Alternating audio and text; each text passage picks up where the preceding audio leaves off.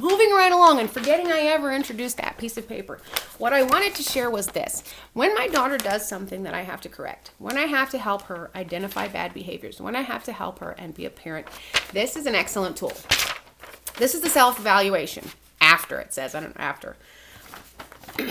Go through these when your child does something that you have to, or when you do something that results in something negative, that results, that has results that were not what you wanted, and that have negative consequences, that have affected your life in a way that, hey, I don't want to do that again. This is an excellent tool. Self-evaluation. What did I choose to do that resulted in such negative consequences? What did I want that led to that behavior?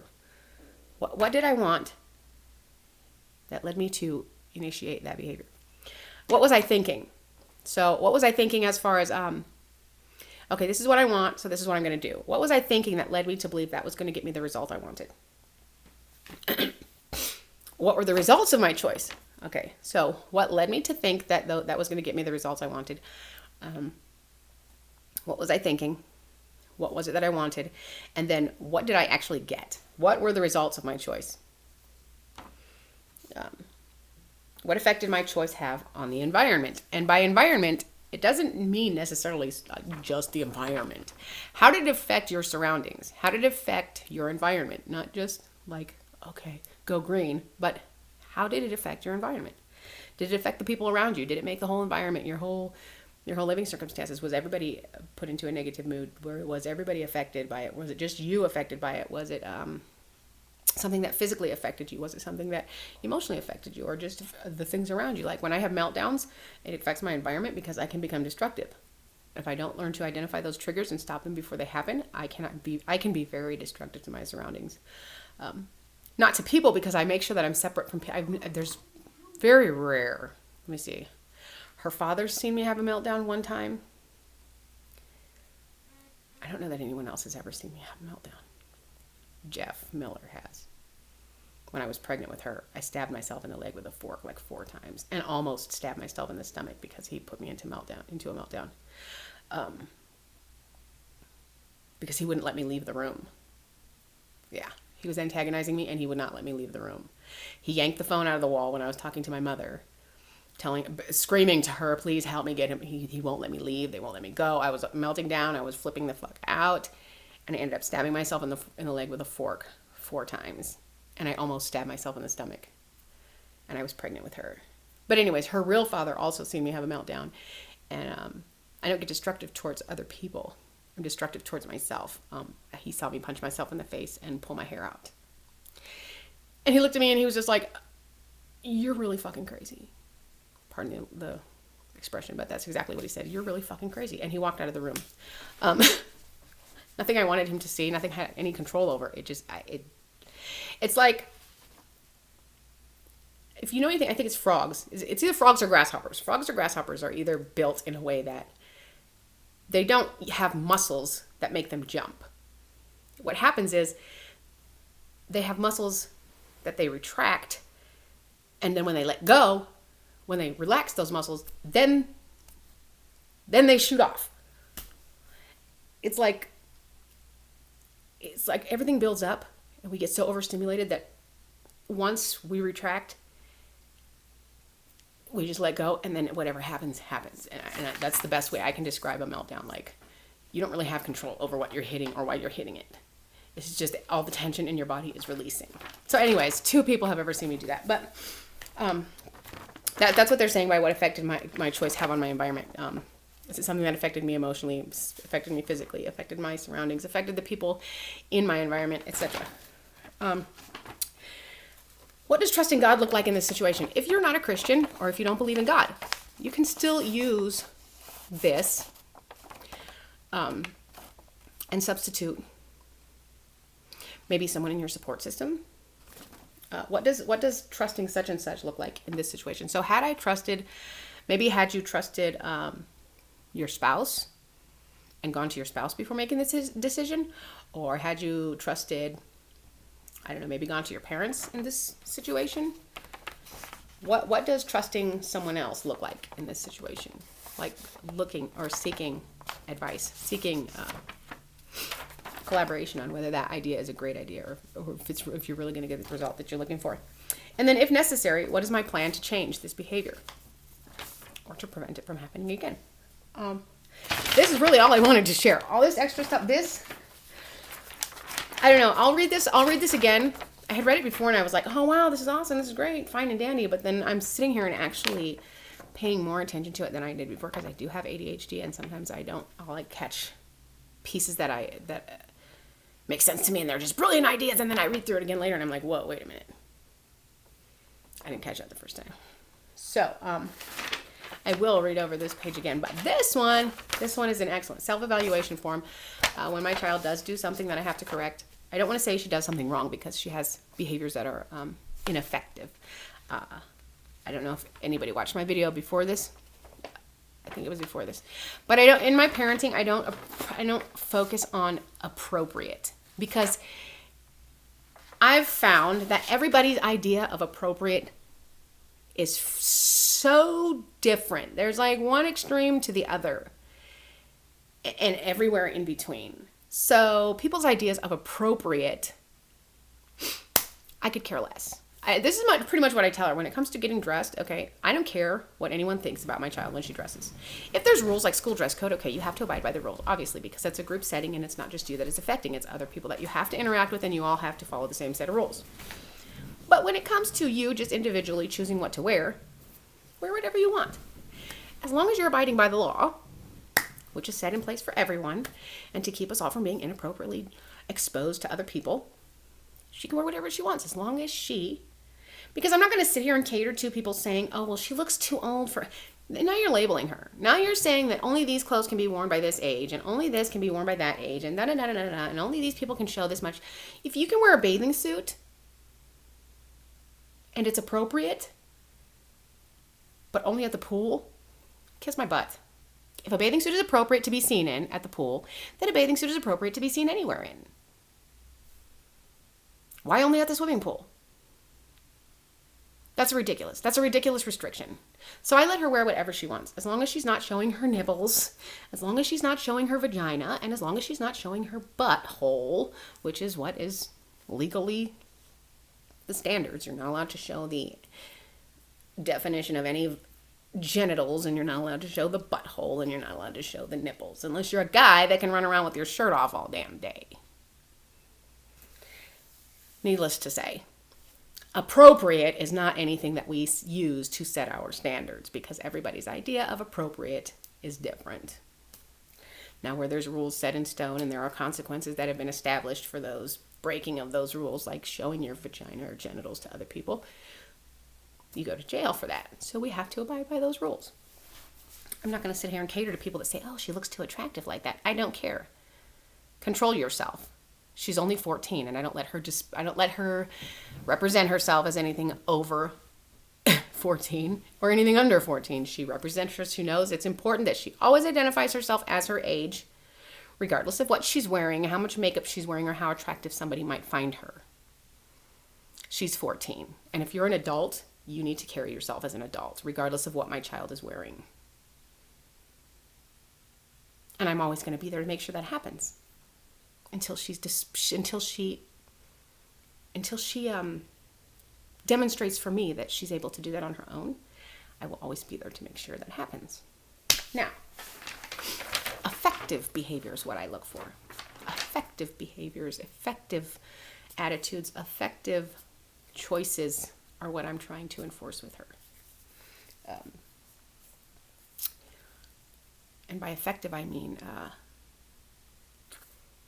they accomplish something. Now, you can have behaviors that don't accomplish anything. They're just, like I stim, it doesn't really accomplish anything but to soothe me, I guess. So I guess it is. See what I mean? Some people see things as pointless, other people don't. People stop people from stimming, and it keeps them from being comfortable. It causes more anxiety. So then it makes their problems even worse, and then they're going to be doing even more annoying things that you're going to be like, oh God, because you wouldn't let them do this. See what I mean? Effective behavior. Not whether it's annoying or not annoying or appropriate in someone else's eyes. As long as you're abiding by the law, which sometimes is questionable. I don't care what you do. But she does everything with my supervision. I don't leave her alone at all in public. I leave her alone at home sometimes. She does have phone conversations all the time, video chats all the time, whatever.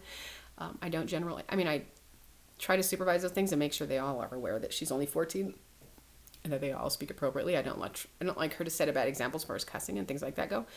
I do allow her to cuss because I think all words were meant for expression, and as long as you don't abuse people with your words, then you're not cursing. Every word is meant for expression. Who's to decide shit is worse than poop? They both say the same exact thing. Well, shit. You just said fecal matter in a different way. Oh, dear God. It doesn't even make sense. Okay. But as soon as you say fuck you or call someone a bitch, then you're being abusive. There's a difference. It's not like, okay, there's a thin line or it's a gray area. It's obvious. It's easy to identify when you're abusing people with your words. So, but when or what word is appropriate, it's completely different depending on who you ask. Some people let their kids say crap, some people don't. So I grew up not being allowed to say crap. Obviously not being allowed to say shit or ass or fuck or damn or any of that. I wasn't even allowed to say shut up. That's why when my mother said shut up to me, like in a conversation probably a couple months ago, she said shut up. And I don't know if she realizes she said shut up, but that's why the conversation didn't continue. That's why I was like, I can't do this right now. I really can't do this right now. Because she asked me, she said, if we can talk about it and you can listen and blah, blah, then that's fine. Okay. At the time I couldn't. I couldn't listen not because I couldn't sit and listen and keep my mouth shut, but because I couldn't focus on anything except for the fact that she had just told me to shut up. Like, we weren't even allowed to say shut up growing up. We had to say, please be quiet. We were never allowed to say shut up. It was please be quiet. And she literally sat there, you explained to me how I had been verbally abusive in the past and whatever. We didn't get to her explaining to me how or when I was verbally abusive, so that kind of upset me. But she turned around and said, shut up. She said, shut up. And I was like, wait a minute. I didn't feel like it was abusive or aggressive or malicious at the time. She just wanted me to be quiet. She was trying to say something. I'm not saying it was the best way to handle it, but I was so blown away by the fact that she said it. Like, I never heard my mother say, shut up. So I was confused, and I was like, okay, I can't do this right now. I really can't do this right now. Like, I don't even know how to respond to you. Really, I was that dumbfounded. Okay, so yes, this is all I really wanted to share, and this video's gone on for 23 minutes and 48 seconds, and I guess now it's time to end it. Thank you for watching. I hope you can find this useful. I will actually, I don't know, maybe I'll make a document and you guys can link to it so that way you have one on hand, or I'll just post these questions in the bottom, in the description below, so that you can ask yourself these questions or ask your child these questions. Use it as a parenting tool. Use it, was that you? Mm-hmm. Oh gosh, kids and their phones. Hers isn't even connected. It's not even a connected phone. She doesn't have a phone number. It's all social media. Crazy. You don't even need phones anymore. As long as you have internet. You can talk to everybody. Anywhere. She talks to people in Ireland. Crazy. I wish I had that opportunity. Could you imagine? Well, not could you imagine. I'm sure people watching this probably do it all the time or might do it I don't know. Maybe I'm wrong. But to me, I'm like blown away. Wow, she's talking to somebody in Ireland. Wow. And then everyone else is like, oh my God, you're letting her talk to someone in Ireland? Yes. So what? I know quite a few people on the other side of the country. Yes, she does. And she has friends that are over 18. One. No. One. More than one. Like 3. But what happened? Why are they your 3 friends still? Because they're over 18. They're just friends. But why are you still allowed to have them as friends? Because it's appropriate. What? How do I know it's appropriate? How did we solve or decide who was still going to be your friend and who wasn't? Because you watch what I say. I went online. What did I do on your phone? You went through it. I went through her phone and I messaged everybody that had mentioned anything that was the slightest bit of anything, and the ones that she had explained to me were over 18, and I was like, hey, my child is 14 years old. I am her mother. I will always have access to any of these messages. Keep everything you say to her appropriate and blah, blah, blah, blah, blah, blah. Some of them were offended. How many were offended? Wait. None of them. None of them were really offended. One of them I think was a kid that I didn't know for sure if it was a kid or an adult, but I was like, hey, this is kind of questionable conversation here. But one of them that she speaks to, who's actually was very respectful and been very understanding of the fact that I was saying, hey, this is my daughter. I am her mother. I'm very protective, and I just want you to know she is 14 years old, so keep everything age appropriate. And you're an adult. I don't have a problem with her being friends with adults because I have aunts and uncles and cousins, and I had friends that were adults when I was a kid, and it was okay to have friends in church that were adults, but now I'm this big, horrible, awful mother because my child speaks to a 27-year-old man.